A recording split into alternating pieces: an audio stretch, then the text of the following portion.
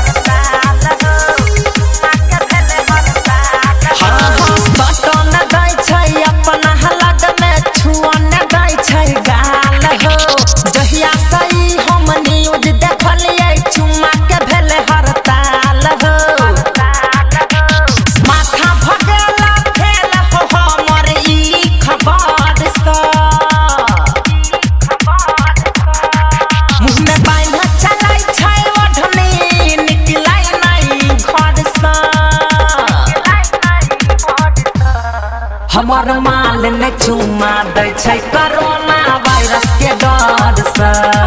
हमर माल ने चुमा दै छै कोरोना वायरस के डर से।